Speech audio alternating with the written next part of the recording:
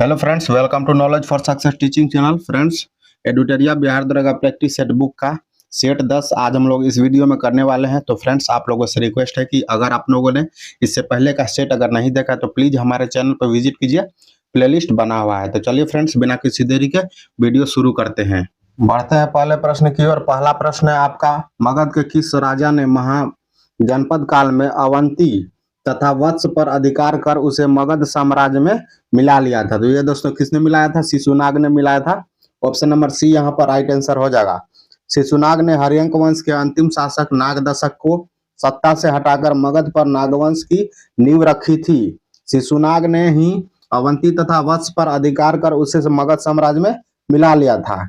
चलिए आगे बढ़ते हैं। क्वेश्चन नंबर 2 में कहा जा रहा है दोस्तों कि गंडमक की संधि निम्न में से किस युद्ध की समाप्ति हुई थी? दोस्तों, गंडमक की संधि से कौन सा आपका युद्ध समाप्त हुआ था? तो ये द्वितीय आंग्ल अफगान युद्ध समाप्त हुआ था। द्वितीय आंग्ल अफगान युद्ध, ऑप्शन नंबर सी यहाँ पर राइट आंसर हो जाएगा। द्वितीय आंग्ल अफगान युद्ध के समय दोस्तों कौन सा वायसराय था? तो लॉर्ड लीटन था दोस्तों। कौन था? लीटन दोस्तों वायसराय था यहाँ पर। और यह युद्ध जो है आपका 1878 से 80 के बीच में हुआ था। 1878 से 80 के बीच में यह युद्ध हुआ था। चलिए आगे बढ़ते हैं। क्वेश्चन नंबर 3 में क्या कहा जा रहा है? उत्तराधिकार के युद्ध में औरंगजेब ने दारा शिकोह को किस युद्ध में अंतिम रूप से पराजित कर दिल्ली में अपना राज्याभिषेक करवाया था? दोस्तों, ये आपका देवराय का युद्ध हो जाएगा। दोस्तों, कौन सा युद्ध हो जाएगा? देवराय का युद्ध हो जाएगा। ऑप्शन नंबर ए बिल्कुल राइट आंसर हो जाएगा। यह युद्ध कब हुआ था? तो 1659 ईस्वी में यह युद्ध आपका हुआ था। आगे बढ़ते हैं। आगे देखिए क्वेश्चन नंबर 4 में क्या कहा जा रहा है? निम्न में किसी आधुनिक भारत का प्रथम राष्ट्रवादी कवि माना जाता है? दोस्तों, हेनरी डेरोजियो को। किसको? हेनरी डेरोजियो को। Option number C right answer हो जाएगा इसका। आगे चलते हैं। क्वेश्चन नंबर 5 में देखिए क्या कहा जा रहा है? यदि राजकोषीय घाटे में से ब्याज भुगतान को कम कर दिया जाए तो शेष क्या रहेगा? दोस्तों, शेष आपका प्राथमिक घाटा हो जाएगा। शेष जो आपका बचेगा दोस्तों प्राथमिक घाटा। क्या होता है कि राजकोषीय घाटा में से अगर हम ब्याज को निकाल देंगे तो आपका प्राथमिक घाटा जो है हो जाएगा। आगे बढ़ते हैं। क्वेश्चन नंबर 6 में देखिए क्या कहा जा रहा है? कोर उद्योग सूचकांक का आधार वर्ष क्या रखा गया है? दोस्तों, 11/12 को रखा गया है। ऑप्शन नंबर सी यहाँ पर राइट आंसर हो जाएगा। कोर उद्योग के अंतर्गत कुल 8 उद्योग आते हैं। ध्यान से सुनिएगा, हम बोल देते हैं। कोयला, कच्चा तेल, उर्वरक, इस्पात, प्राकृतिक गैस, बिजली, सीमेंट, रिफाइनरी प्रोडक्ट्स। चलिए आगे बढ़ते हैं। क्वेश्चन नंबर 7 में देखिए क्या कहा जा रहा है? गन्ने के उचित एवं लाभकारी मूल्य की गणना निम्न में से कौन अनुमोदित करता है? दोस्तों, कौन अनुमोदित करता है? ये आर्थिक मामलों की मंत्रिमंडल समिति ये जो है करता है। तो ऑप्शन नंबर डी यहाँ पर राइट आंसर हो जाएगा। गन्ने के उचित एवं लाभकारी मूल्य की गणना आर्थिक मामले की मंत्रिमंडलीय समिति के द्वारा किया जाता है। आगे बढ़ते हैं। क्वेश्चन नंबर 8 में राष्ट्रीय ग्रामीण रोजगार गारंटी अधिनियम कब पारित किया गया था? 5 सितंबर 2005 को। ऑप्शन नंबर बी यहाँ पर राइट आंसर हो जाएगा। 5 सितंबर 2005 को दोस्तों राष्ट्रीय ग्रामीण रोजगार गारंटी अधिनियम पारित किया गया था। आगे चलते हैं। क्वेश्चन नंबर 9 में देखिए क्या कहा जा रहा है? भगवती समिति निम्न में से किससे संबंधित है? दोस्तों, भगवती समिति का संबंध किससे हो जाएगा? बेरोजगारी के अनुमान से हो जाएगा। दोस्तों, बेरोजगारी के अनुमान से हो जाएगा। ऑप्शन नंबर डी यहाँ पर बिल्कुल राइट आंसर हो जाएगा। और आगे अगर हम दोस्तों कुछ प्रमुख समितियों की बात करें, जैसे कि आपका हो जाएगा बैंकिंग सेवा सुधार। दोस्तों, इसमें आपका था गाईपोरिया समिति, क्षेत्रीय ग्रामीण बैंक की संरचना, भंडारी समिति, कृषि ऋण खुसरो समिति, औद्योगिक नीति, हजारी समिति, वस्त्र नीति, सत्यम समिति, शिक्षित बेरोजगारी समिति, सेनगुप्ता समिति, सिंचाई से संबंधित आपका वैद्यनाथन समिति हो जाएगा। चलिए आगे बढ़ते हैं। क्वेश्चन नंबर 10 में आचार्य विनोबा भावे को किस आंदोलन में भाग लेने के क्रम पर प्रथम बार गिरफ्तार किया गया था? दोस्तों, प्रथम बार गिरफ्तार किया गया था तो ये आपका सविनय अवज्ञा आंदोलन के समय किया गया था। ऑप्शन नंबर डी यहाँ पर राइट आंसर हो जाएगा। 6 अप्रैल 1930 को सविनय अवज्ञा आंदोलन की शुरुआत किया गया था महात्मा गांधी के द्वारा। आगे चलते हैं। क्वेश्चन नंबर 11 में देखिए क्या कहा जा रहा है? दोस्तों, जलियांवाला बाग हत्याकांड जांच हेतु गठित समिति में से कौन सा शामिल नहीं था? दोस्तों, जलियांवाला बाग हत्याकांड से संबंधित कौन सा आपका समिति नहीं था, यह पूछा जा रहा है। तो यहाँ पर महात्मा गांधी दोस्तों इसमें शामिल नहीं थे। महात्मा गांधी इसमें शामिल नहीं थे। चिमनलाल शीतलवाड़ दोस्तों इसमें शामिल थे, जगत नारायण शामिल थे, साहबजादा सुल्तान इसमें शामिल थे। महात्मा गांधी इसमें शामिल नहीं थे। आगे बढ़ते हैं क्वेश्चन नंबर 12 में, किस संस्था ने 1875 में हाउस ऑफ कॉमन्स में एक याचिका प्रस्तुत करते हुए ब्रिटिश संसद में भारत के प्रत्यक्ष प्रतिनिधित्व की मांग की थी? तो ये दोस्तों किस सभा में किया गया था? ये पूछा जा रहा था, पूना सार्वजनिक सभा में किया गया था। ऑप्शन नंबर ए बिल्कुल राइट आंसर हो जाएगा। पूना सार्वजनिक सभा में 2 अप्रैल 1870 को महादेव गोविंद रानाडे, गणेश जोशी, एस एच चिपलुंकुर द्वारा किया गया था। चलिए आगे बढ़ते हैं क्वेश्चन नंबर 13 में। देखिए क्या कहा जा रहा है, दिल्ली सल्तनत के किस वंश में ने सबसे कम समय तक शासन किया था? दोस्तों दिल्ली सल्तनत में खिलजी वंश का शासन सबसे कम समय तक था। ये 1290 से 1320 तक जो आपका खिलजी वंश का शासन रहा था। ऑप्शन नंबर सी यहाँ पर राइट आंसर हो जाएगा। कब से कब तक था? 1290 से 1320 तक खिलजियों का शासन रहा था। आगे बढ़ते हैं, निम्न में से किस स्तूप का संबंध बुद्ध के जीवन की घटना से नहीं रहा है? दोस्तों तो इसमें कौन सा स्तूप हो जाएगा आपका? ये आपका हो जाएगा दोस्तों सांची का स्तूप का कोई संबंध नहीं रहा है। बोध गया स्तूप का हो जाएगा दोस्तों सारनाथ स्तूप, और कुशीनगर स्तूप यहाँ पर बिल्कुल सही दिया गया है। डी जो है यहाँ पर सांची का स्तूप से कोई संबंध नहीं है गौतम बुद्ध के जन्म से, घटना से। आगे बढ़ते हैं 15 नंबर में। देखिए कह रहा है, जुलाई 1858 में अमर सिंह द्वारा जगदीशपुर में गठित समानांतर सरकार का प्रधान कौन था? इसमें हरकिशन सिंह थे दोस्तों। कौन थे? हरकिशन सिंह इसके प्रधान थे। ऑप्शन नंबर सी यहाँ पर राइट आंसर हो जाएगा। आगे चलते हैं 16 नंबर में दोस्तों, गांधी इरविन समझौता दिया गया है यहाँ पर कि नेता ने महत्वपूर्ण भूमिका निभाई थी। दोस्तों इसमें कौन नेता दोस्तों आपका था? तो ए और बी इसमें राइट आंसर हो जाएगा। Option number D. ए में क्या दिया गया है दोस्तों? M.R. जयकर, और इसमें बी में दिया गया है तेज बहादुर सप्रू। तो इन दोनों ने भूमिका निभाई थी गांधी इरविन समझौता में। तो ऑप्शन नंबर डी यहाँ पर राइट आंसर हो जाएगा। ए और बी इसमें दोनों हो जाएगा। आगे चलते हैं, देखिए 17 नंबर में क्या कह रहा है, अखिल भारतीय राज्य जन कॉन्फ्रेंस का आयोजन कहां पर किया गया था दोस्तों और कब किया गया था? अखिल भारतीय राज्य जन कॉन्फ्रेंस का आयोजन कब किया गया था दोस्तों, ये पूछा जा रहा है। तो ये कब किया गया था? 1927 में किया गया था दोस्तों। कब किया था? 1927 में किया गया था। ऑप्शन नंबर सी यहाँ पर राइट आंसर हो जाएगा। आगे चलते हैं, बीएमडी परीक्षण किसकी पहचान के लिए किया जाता है? बीएमडी परीक्षण दोस्तों ऑस्टियोपोरोसिस में किया जाता है। ऑप्शन नंबर डी यहाँ पर राइट आंसर हो जाएगा। बीएमडी की परीक्षण ऑस्टियोपोरोसिस की पहचान के लिए किया जाता है। ऑस्टियोपोरोसिस दोस्तों, ऑस्टियोपोरोसिस रोग हेतु इस पहचान का दोस्तों यह एक हड्डी का रोग है जिसमें फ्रैक्चर का खतरा बढ़ जाता है।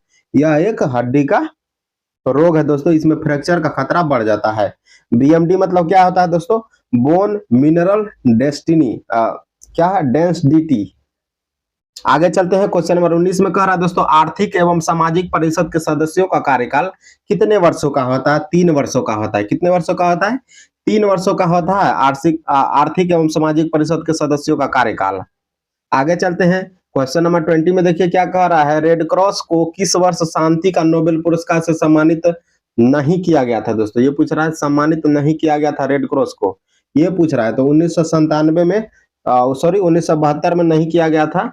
1972 में नहीं किया गया। बाकी 1917 हो गया, 1944 हो गया, 1963 हो गया। इसमें दोस्तों विशिष्ट कार्य हेतु शांति के क्षेत्र में नोबेल पुरस्कार से सम्मानित किया गया था। आगे चलते हैं, देखिए क्वेश्चन नंबर 21 में क्या कह रहा है, विश्व नर्स दिवस प्रतिवर्ष कब मनाया जाता है? दोस्तों नर्स दिवस कब मनाया जाता है? 12 मई को मनाया जाता है। कब मनाया जाता है? 12 मई को मनाया जाता है नर्स दिवस। 7 अप्रैल को विश्व स्वास्थ्य दिवस मनाया जाता है दोस्तों। स्वास्थ्य दिवस 7 अप्रैल को मनाया जाता है। चलिए आगे बढ़ते हैं, क्वेश्चन नंबर 22 में देखिए क्या कह रहा है, हम्पी अवशेष को किस वर्ष विश्व विरासत सूची में शामिल किया गया था? दोस्तों तो हम्पी अवशेष को कब शामिल किया था विश्व विरासत में? 1986 ईस्वी में शामिल किया गया था। ऑप्शन नंबर बी यहाँ पर राइट आंसर हो जाएगा। आगे अगर हम बात करें आपका आगरा का किला को कब किया गया था दोस्तों, तो 1983 ईस्वी में किया गया था। कब किया गया था? 1983 ईस्वी में आगरा के किलों को किया गया था। अजंता की गुफाओं को 1983 में किया गया था। कब किया गया था? 1983 में अजंता की गुफाओं को किया गया था। सूर्य मंदिर जो है दोस्तों, कोणार्क का सूर्य मंदिर उड़ीसा में जो है 1984 में इसको किया गया था शामिल विश्व विरासत की सूची में। सांची का स्तूप दोस्तों, इसको भी आपका 1989 में शामिल किया गया था। और जो आपका आमेर का किला है इसको 2013 में शामिल किया गया था। चलिए आगे बढ़ते हैं। क्वेश्चन नंबर 22 में देखिए क्या कहा जा रहा है। हाल ही में चर्चा में रहा सिंकुला सुरंग किस राज्य में स्थित है? चर्चा में रहा दोस्तों सिंकुला सुरंग हिमाचल प्रदेश में स्थित है। कहां पर स्थित है? हिमाचल प्रदेश में स्थित है दोस्तों। ऑप्शन नंबर यहाँ पर बी बिल्कुल राइट आंसर हो जाएगा। सिंकुला सुरंग कहां पर है? हिमाचल प्रदेश में। आगे चलते हैं। सर्वोच्च न्यायालय बार एसोसिएशन पदों के लिए महिलाओं को कितने प्रतिशत आरक्षण दिया गया है दोस्तों? 33% का आरक्षण दिया गया है। सर्वोच्च न्यायालय बार एसोसिएशन पदों में महिलाओं के लिए 33% का आरक्षण दिया गया है। ऑप्शन नंबर ए बिल्कुल यहाँ पर राइट आंसर हो जाएगा। आगे चलते हैं। 25 में कह रहा है सुभद्रा योजना की शुरुआत किस राज्य में किया गया है दोस्तों? ये ओडिशा में किया गया है। सुभद्रा योजना की शुरुआत ओडिशा में किया गया है। यह दोस्तों यह योजना जो है 21 से 60 वर्ष की उम्र की महिलाओं को 1 करोड़ से अधिक महिलाओं को दोस्तों 2024-25 से 2028-29 तक की अवधि तक हर साल 10,000 रुपए की वित्तीय सहायता दी जाती है इस योजना के तहत। आगे चलते हैं। क्वेश्चन नंबर 26 में देखिए क्या कहा जा रहा है। वर्ष 2023-24 में भारत का सबसे बड़ा व्यापारिक भागीदार कौन सा देश रहा है? ये दोस्तों चीन रहा है। व्यापारिक भागीदार जो है दोस्तों भारत का सबसे बड़ा 2023-24 में चीन रहा है। ये आप लोग याद रखिएगा। कुल व्यापार की बात करें दोस्तों 118.4 बिलियन डॉलर व्यापार हुआ है भारत और चीन के साथ में। कितना व्यापार हुआ है दोस्तों? 118.4 बिलियन डॉलर। ये आप लोग याद रखिएगा। आगे चलते हैं। क्वेश्चन नंबर 27 में कह रहा है अंतरराष्ट्रीय डेयरी महासंघ एशिया प्रशांत शिखर सम्मेलन का आयोजन कहां पर किया गया है दोस्तों? ये कोच्चि केरल में किया गया है। कहां पर किया गया है? कोच्चि केरल में किया गया है। अंतरराष्ट्रीय डेयरी महासंघ एशिया प्रशांत शिखर सम्मेलन का आयोजन कोच्चि केरल में किया गया है। 26 से 28 जून तक दोस्तों यह सम्मेलन चला था। 26 से 28 जून तक।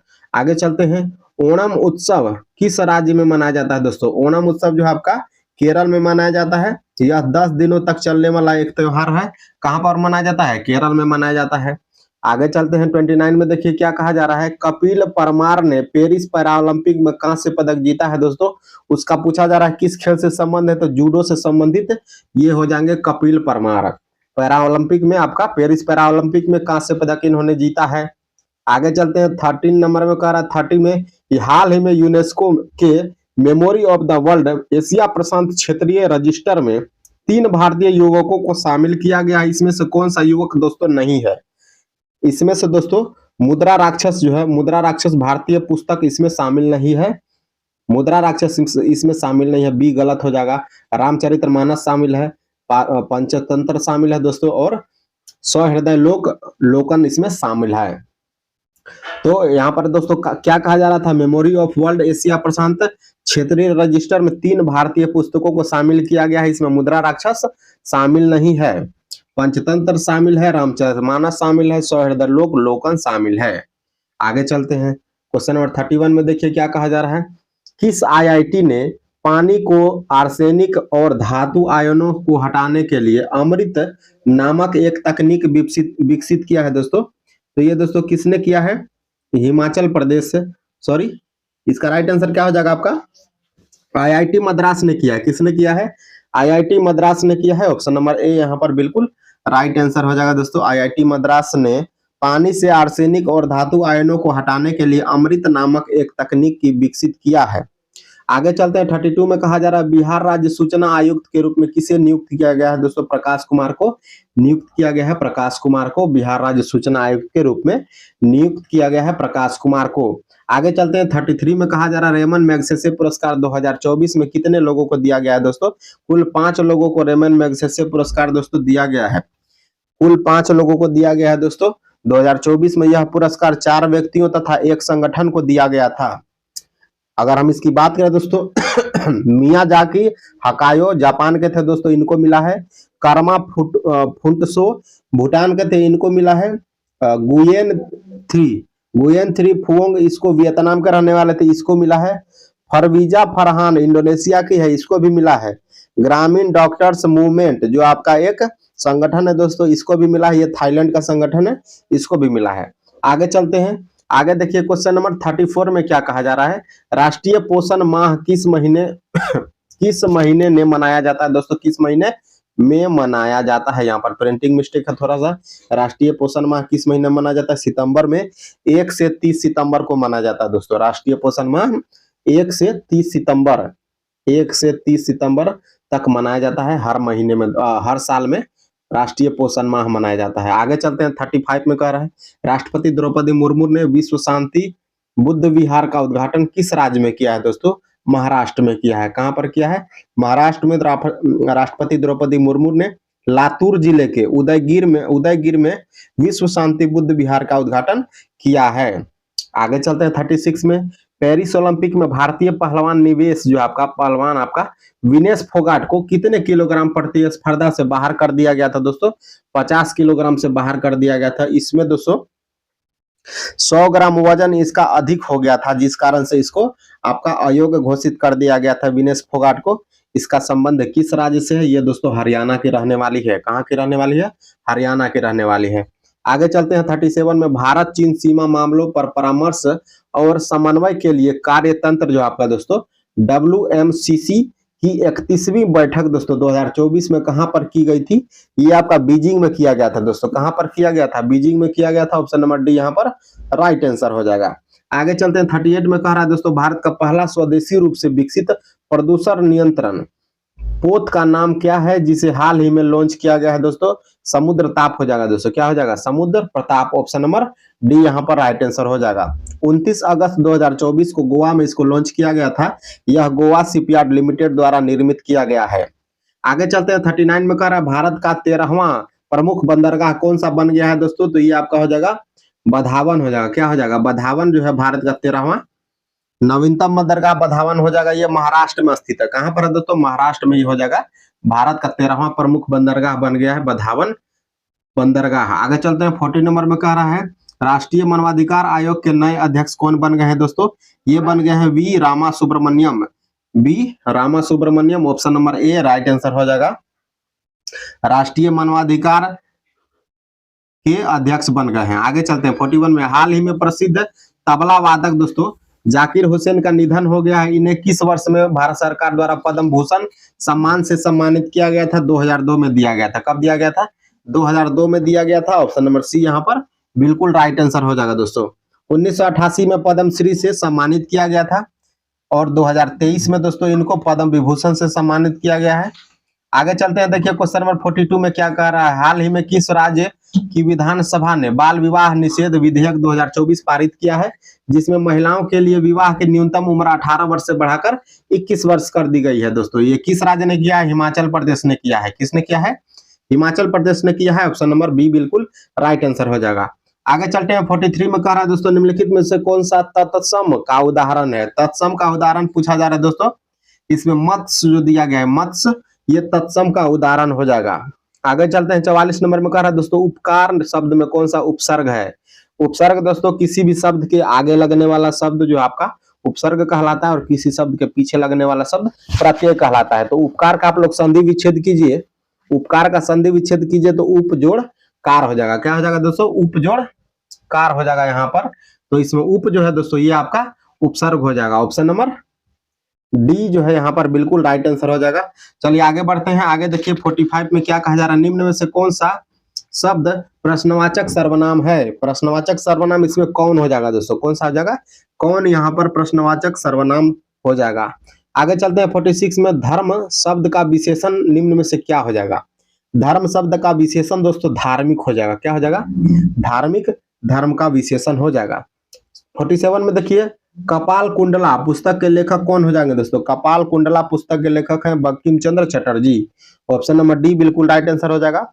बंकिम चंद्र चटर्जी बंगाली भाषा में इन्होंने लिखा था कपाल कुंडला। चलिए आगे बढ़ते हैं। 48 में कह रहा है दोस्तों choose the correct passive form of the following sentence one should keep once promises. One should keep once promises. इसका दोस्तों पैसिव फॉर्म क्या हो जाएगा आपका? ये हो जाएगा दोस्तों promises should be kept. Promises should be kept. Option number C यहाँ पर राइट आंसर हो जाएगा। 49 में देखिए क्या कहा जा रहा है। इसमें दोस्तों दिया गया है कि इंडेवर शब्द का विलोम शब्द क्या हो जाएगा दोस्तों? इसका विलोम शब्द आपका हो जाएगा दोस्तों ट्रिक। क्या हो जाएगा दोस्तों? ट्रिक हो जाएगा। ऑप्शन नंबर बी बिल्कुल यहाँ पर राइट आंसर हो जाएगा। आगे चलते हैं 50 नंबर में, देखिए क्या कह रहा है, fill in the blanks with the correct option. I waited for him until he dash. यहाँ पर हो जाएगा दोस्तों केम, क्या हो जाएगा, केम हो जाएगा। आई waited for him until he came, option number ए बिल्कुल राइट आंसर हो जाएगा इसका। आगे चलते हैं 51 में, देखिए फर्न, हॉर्सटेल और लाइकोपाइट्स। लाइकोफाइट्स निम्नलिखित में से किस समूह से संबंधित है? तो इसका समूह हो जाएगा दोस्तों टेरिडोफाइटा समूह से ये संबंधित है। किस समूह का है दोस्तों? ये टेरिडोफाइटा जो है आपका समूह से संबंधित हो जाएगा, फर्न, हॉर्सटेल और लाइकोफाइट्स। आगे चलते हैं 52 में, देखिए क्या कहा जा रहा है, घोंघे जंतु जगत के किस संघ का उदाहरण है दोस्तों? घोंघे जंतु जगत के मोलस्का संघ के उदाहरण हो जाएंगे मोलस्का संघ के उदाहरण हो जाएंगे। ऑप्शन नंबर ए यहाँ पर बिल्कुल राइट आंसर दे दिया गया है। 53 में देखिए क्या कह रहा है, मानव शरीर में पाए जाने वाले एंजाइमों के संबंध में निम्नलिखित में से कौन सा कथन यहाँ पर सही दिया गया है? तो पहला कथन यहाँ पर दिया गया है दोस्तों कि माल्टेज जो है लार में उपस्थित होता है और शर्करा माल्टोज को ग्लूकोज में विघटित करता है, जो कि बिल्कुल सही दिया गया है पहला कथन। दूसरा कथन भी देखिए यहाँ पर कहा जा रहा है दोस्तों, एमाइलेज लार में उपस्थित होता है और स्टार्च को शर्करा में परिवर्तित करने में सहायक करता है दोस्तों। तो ये भी सही हो जाएगा, यहाँ पर दोनों कथन सही दिया गया है। ऑप्शन नंबर सी बिल्कुल सही उत्तर हो जाएगा, दोनों कथन सही है। आगे चलते हैं 54 में, देखिए क्या कहा जा रहा है, मानव शरीर के किस अंग के विकास की अवस्थाओं को एनाजेन, कैटाजेन और टेलोजेन में विभाजित किया गया है दोस्तों? ये बाल को किया गया है। किसको किया है? बाल को, बाल की अवस्थाओं को विभाजित किया गया है। ऑप्शन नंबर ए यहाँ पर राइट आंसर हो जाएगा। आगे चलते हैं एक स्थलीय पारिस्थितिकी तंत्र में हरे पौधे अपनी पत्तियों पर पड़ने वाली सूर्य के प्रकाश की ऊर्जा का लगभग कितना प्रतिशत उपयोग कर इसे खाद्य ऊर्जा में परिवर्तित करता है? तो ये दोस्तों 1% हो जाएगा। ऑप्शन नंबर ए 1%। आगे चलिए 56 में कह रहा है, निम्नलिखित में से किस में आपका दोस्तों रेक्फोटाइन सी पाया जाता है दोस्तों? रेक्फोटाइन सी पाया जाता है, ये आपका पनीर में पाया जाता है। ऑप्शन नंबर बी यहाँ पर राइट आंसर हो जाएगा। चलिए आगे चलते हैं 57 में, देखिए नारियल के रेशे युक्त छिलके किस ऊतक के बने होते हैं दोस्तों? नारियल के जो रेशे युक्त छिलके होते हैं ये स्क्लेरन काइमा के बने होते हैं। Option number C right answer हो जाएगा, स्क्लेरन काइमा के बने होते हैं नारियल के रेशे युक्त छिलके। आगे चलते हैं 58 में, वह कौन सा पदार्थ है जो आपकी प्रतिरक्षा प्रणाली को इसके खिलाफ एंटीबॉडी का उत्पादन करने का कारण बनती है? तो ये आपका एंटीजन हो जाएगा। क्या हो जाएगा दोस्तों? एंटीजन हो जाएगा। ऑप्शन नंबर डी यहाँ पर राइट आंसर हो जाएगा। आगे चलते हैं 59 में, प्रोटीन की संरचना की व्याख्या किसने की थी? प्रोटीन की रचना की व्याख्या किसने की थी दोस्तों? पॉलिंग और कोरी ने किया था। किसने किया था? पॉलिंग और कोरी ने किया था। ऑप्शन नंबर बी जो है बिल्कुल राइट आंसर हो जाएगा यहाँ पर। चलिए आगे चलते हैं, कीड़े में गैस विनिमय के लिए वायु नलिकाओं का नेटवर्क क्या है दोस्तों? कीड़ों में गैस विनिमय के लिए वायु नलिकाओं का नेटवर्क क्या हो जाएगा? ट्रेकिया हो जाएगा दोस्तों। क्या हो जाएगा? ट्रेकिया यहाँ पर। ऑप्शन नंबर सी बिल्कुल राइट आंसर हो जाएगा। आगे चलते हैं 61 में, परमाणुओं में क्षणिक द्विध्रुवों से किस प्रकार के बल उत्पन्न होते हैं जो आसपास के परमाणुओं में तत्कालिक द्विध्रुव को प्रेरित करते हैं, एक आकर्षी बल उत्पन्न करते हैं और केवल कम दूरी पर परिचालित होते हैं? ये आपका हो जाएगा दोस्तों लंदन परिक्षेपण बल। लंदन परिक्षेपण बल ऑप्शन नंबर बी बिल्कुल सही उत्तर हो जाएगा यहाँ पर। चलिए आगे चलते हैं 62 में, देखिए क्या कहा जा रहा है कि डाल्टन के परमाणु सिद्धांत के अनुसार परमाणु छोटी पूर्ण संख्याओं के अनुरूप में मिलकर निम्न में से क्या बनाते हैं दोस्तों? यौगिक बनाते हैं। क्या बनाते हैं? यौगिक बनाते हैं। डाल्टन के परमाणु सिद्धांत के अनुसार परमाणु छोटी पूर्ण संख्याओं के अनुपात में मिलकर यौगिक बनाते हैं। चलिए आगे चलते हैं, निम्नलिखित में से कौन सी क्षारीय मृदा धातु नहीं है दोस्तों? क्षारीय मृदा धातु इसमें से कौन सा नहीं है? तो ये आपका सोडियम दोस्तों नहीं है। सोडियम नहीं है, ये गलत दिया गया है। बेरिलियम, कैडमियम और कैल्शियम और मैग्नीशियम, ये आपका हो जाएगा दोस्तों बेरिलियम, कैल्शियम और मैग्नीशियम हो जाएगा। और बात करें तो स्ट्रोंशियम हो जाएगा, रेडियम हो जाएगा और बेरियम हो जाएगा। चलिए आगे बढ़ते हैं 64 में, निम्नलिखित में से कौन सा सहसंयोजक यौगिक है दोस्तों?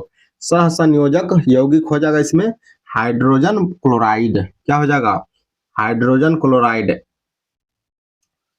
चलिए आगे बढ़ते हैं, आगे देखिए क्या कह रहा है कि 65 में दोस्तों कहा जा रहा है कार्बनिक रसायन विज्ञान में निम्नलिखित में से कौन सा एक अनुभवज्य नियम अनुभवज्य नियम जिसका उपयोग एल्केन्स और एल्काइंस की इलेक्ट्रोनागरी संकलन अभिक्रियाओं की रेजियो सेलेक्टिविटी के पूर्वानुमान के लिए किया जाता है दोस्तों। तो इसमें किसका उपयोग किया जाता है? ये आपका दोस्तों ये आपका किया जाता है मार्कोव-वकीव का नियम। Option number C right answer हो जाएगा इसका, मार्कोव-वकीव का नियम। ऑप्शन नंबर सी बिल्कुल सही उत्तर हो जाएगा।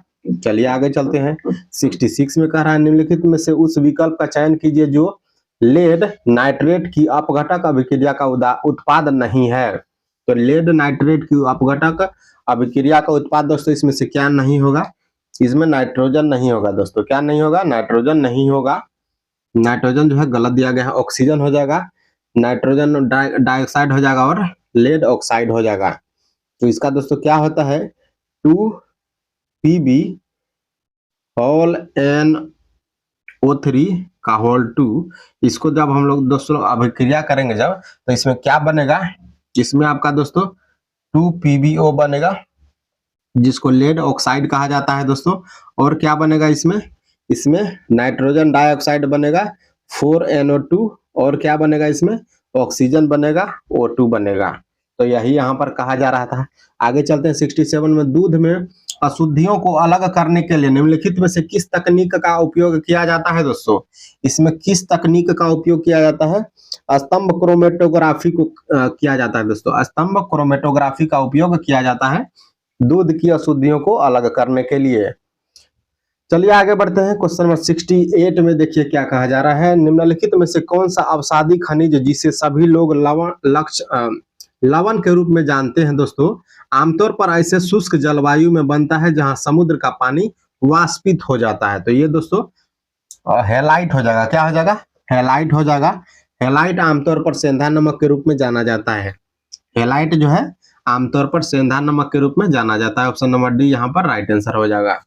आगे चलते हैं 69 में निम्नलिखित में से किस कारक की कमी से वाष्पीकरण की दर में वृद्धि होती है दोस्तों?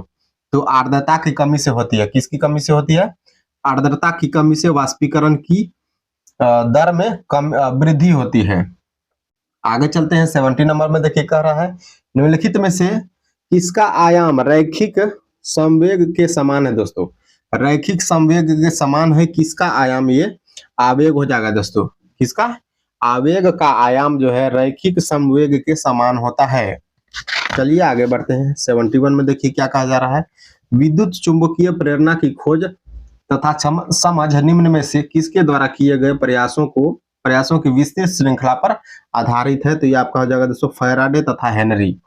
कौन हो जाएंगे दोस्तों? फैराडे तथा हेनरी। आगे चलते हैं 72 में देखिए क्या कहा जा रहा है। गुरुत्वाकर्षण के संबंध में निम्नलिखित में से कौन सा कथन सही दिया गया है? तो दोस्तों गुरुत्वाकर्षण के संबंध में पहला कथन जो दिया गया है, गुरुत्वाकर्षण की इकाई त्वरण की इकाई के समान होती है, ये आपका बिल्कुल सही दिया गया है। तो पहला ही कथन आपका सही दिया गया है, बाकी सभी कथन यहाँ पर गलत हो जाएंगे। आगे चलते हैं 73 में देखिए क्या कहा जा रहा है। निम्नलिखित में से किसका कंपन केवल विषम लयबद्ध उत्पन्न करता है दोस्तों? विषम लयबद्ध कौन सा कंपन उत्पन्न करता है? एक बंद आर्गन पाइप में एक वायु स्तंभ। एक बंद आर्गन पाइप में एक वायु स्तंभ। ऑप्शन नंबर ए यहाँ पर राइट आंसर हो जाएगा। आगे चलते हैं 74 में देखिए क्या कहा जा रहा है। जब एक पत्थर ऊपर की ओर फेंका जाता है तो किस प्रकार का ऊर्जा रूपांतरण होगा? ये दोस्तों किस प्रकार का ऊर्जा रूपांतरण होगा? गतिज ऊर्जा गुरुत्वीय स्थितिज ऊर्जा में बदल जाएगी। गतिज ऊर्जा गुरुत्वीय स्थितिज ऊर्जा में बदल जाएगी। ऑप्शन नंबर डी बिल्कुल राइट आंसर हो जाएगा इसका। चलिए आगे चलते हैं 75 में कहा जा रहा है दोस्तों विद्युत चुंबकीय वर्णक्रम प्रकाश की संपूर्ण श्रृंखला का वर्णन करता है जिसे आमतौर पर तरंग दैर्घ्य के कितने क्षेत्रों में ऊर्जा और आवृत्ति में वृद्धि के क्रम में विभाजित किया जाएगा? ये दोस्तों कुल 7 श्रेणियों में विभाजित किया जाएगा। ऑप्शन नंबर बी यहाँ पर राइट आंसर हो जाएगा। 7 श्रेणियों में विभाजित किया जाएगा। आगे चलते हैं 76 में निम्नलिखित में से कौन सा शब्द भारतीय संविधान की मूल प्रस्तावना का हिस्सा नहीं था? तो ये आपका धर्मनिरपेक्ष दोस्तों यहाँ पर मूल प्रस्तावना की हिस्सा नहीं था दोस्तों। इसको 42वें संविधान संशोधन जो 1976 में हुआ था, इसके द्वारा दोस्तों जोड़ा गया था। चलिए आगे बढ़ते हैं। 77 में देखिए क्या कहा जा रहा है, निम्नलिखित में से किसने भारतीय संविधान की प्रस्तावना को भारतीय संविधान की राजनीतिक कुंडली के रूप में वर्णित किया था? ये दोस्तों किसने किया था? कन्हैया लाल मणिक लाल मुंशी ने किया था। ऑप्शन नंबर सी यहाँ पर बिल्कुल राइट आंसर हो जाएगा। चलिए आगे चलते हैं। आगे देखिए 78 में क्या कहा जा रहा है, भारतीय संविधान के निम्नलिखित में से किस अनुच्छेद में यह प्रस्ताव या प्रावधान दिया गया है कि राज्यपाल मुख्यमंत्री की नियुक्ति करता है और बाद में मुख्यमंत्री राज्यपाल से मंत्रियों की नियुक्ति की अनुशंसा करता है? तो ये दोस्तों आपका अनुच्छेद 164 हो जाएगा। कितना हो जाएगा? अनुच्छेद 164 है। चलिए आगे चलते हैं। 79 में देखिए क्या कहा जा रहा है, सूचना का अधिकार अधिनियम 2005 में संशोधन का प्रस्ताव है कि सरकार द्वारा निर्धारित अवधि के नियुक्ति मुख्य सूचना आयुक्त और सूचना आयुक्तों को किस वर्ष पारित किया गया था? दोस्तों ये किस वर्ष पारित किया गया था? 2019 में पारित किया गया था। ऑप्शन नंबर डी बिल्कुल राइट आंसर हो जाएगा इसका। चलिए आगे चलते हैं। निम्नलिखित में से कौन सा भारतीय संविधान में उल्लेखित मौलिक अधिकार नहीं है? दोस्तों यहाँ पर कौन सा मौलिक अधिकार नहीं है? तो मतदान का अधिकार जो है मौलिक अधिकार नहीं है, ये गलत दिया गया है। समता का अधिकार दिया गया है दोस्तों, ये 14 से 18 अनुच्छेद में दिया गया है। स्वतंत्रता का अधिकार दिया गया है दोस्तों, और धार्मिक स्वतंत्रता का अधिकार भी दिया गया है। तो यहाँ पर अभी वर्तमान भारत में कुल बात करें तो कुल 6 प्रकार के आपके समानता के अधिकार, स्वतंत्रता का अधिकार, शोषण के विरुद्ध अधिकार, धार्मिक स्वतंत्रता का अधिकार, संस्कृति तथा शिक्षा संबंधी अधिकार और संवैधानिक उपचारों का अधिकार, कुल 6 प्रकार के अधिकार दिए गए हैं। और अधिकारों से संबंधित आपका भाग क्या हो जाएगा दोस्तों? भाग 3 में आपके कुल अधिकार दिए गए हैं 6 प्रकार के अधिकार। आगे चलते हैं।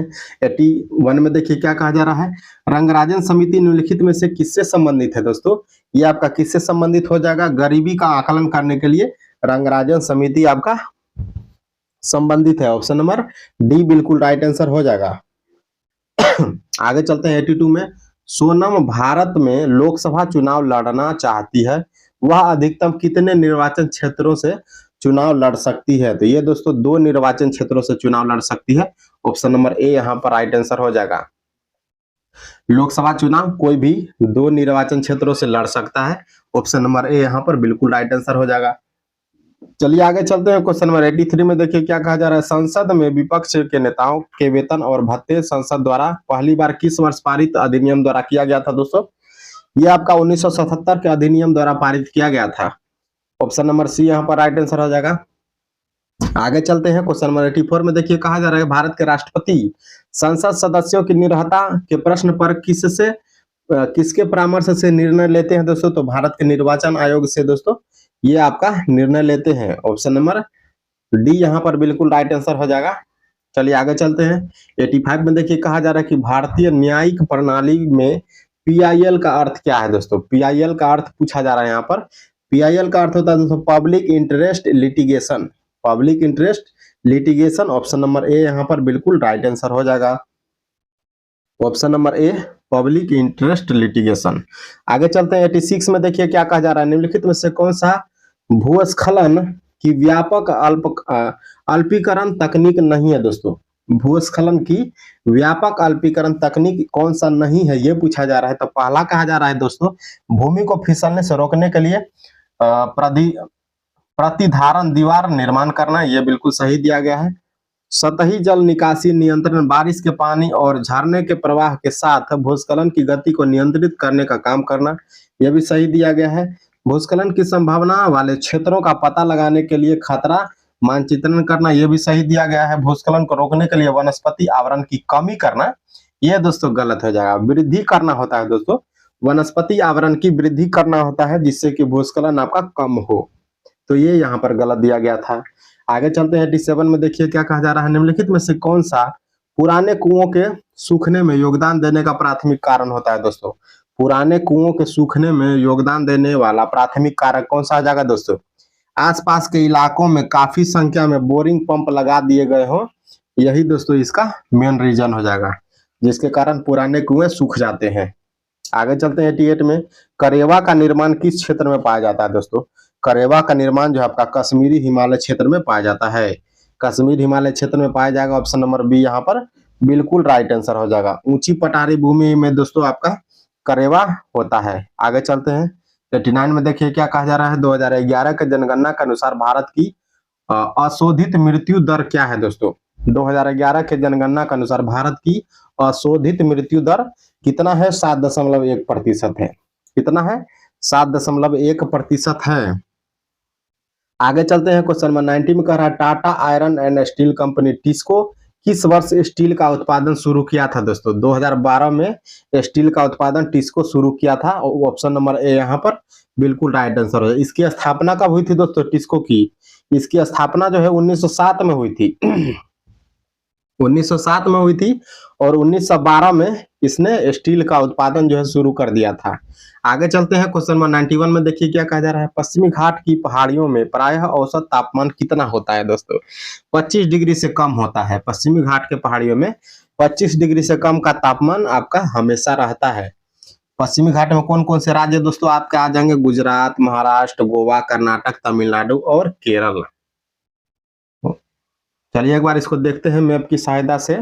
गुजरात दोस्तों आ जाएगा पश्चिमी घाट क्षेत्र में, महाराष्ट्र आ जाएगा, गोवा आ जाएगा दोस्तों, कर्नाटक आ जाएगा, केरल आ जाएगा और तमिलनाडु इसमें आपका आ जाएगा। चलिए आगे बढ़ते हैं। आगे देखिए क्वेश्चन नंबर 92 में क्या कह रहा है दोस्तों? 92 में दिया गया है कि जलोढ़ मिट्टी के बारे में निम्नलिखित में से कौन सा कथन सही नहीं दिया गया है? यहाँ पर जलोढ़ मिट्टी के बारे में कौन सा कथन सही नहीं है दोस्तों? पहला कथन देखिए क्या कह रहा है, महानदी गोदावरी कृष्णा डेल्टा जलोढ़ मिट्टी से बने होते हैं, बिल्कुल सही दिया गया है ये। पुराने जलोढ़ को बांगर कहा जाता है, ये भी सही दिया गया है दोस्तों। और नए जलोढ़ को खादर कहा गया है। सी में कह रहा है दोस्तों हिमालयी क्षेत्र में हमें जलोढ़ मिट्टी मिलती है, तो ये गलत दिया गया है दोस्तों। हिमालयी क्षेत्र में जलोढ़ मिट्टी कहाँ से देखने को मिलेगा दोस्तों? मैदानी क्षेत्रों में जलोढ़ मिट्टी देखने को मिलती है।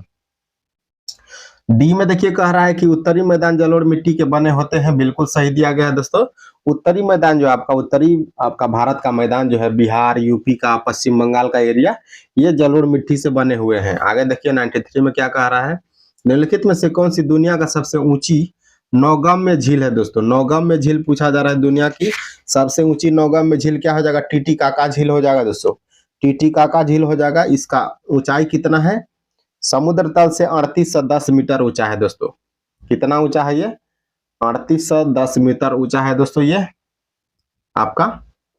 और ये दोस्तों कहां पर है? तो ये आपका पेरू, आपका दोस्तों बोलिविया, दक्षिण अमेरिका के बीच में स्थित है ये टीटीकाका झील है। चलिए आगे चलते हैं। 94 में देखिए क्या कहा जा रहा है, निम्नलिखित में से कौन सा भारत और चीन के बीच स्थित पहाड़ी दर्रा है दोस्तों?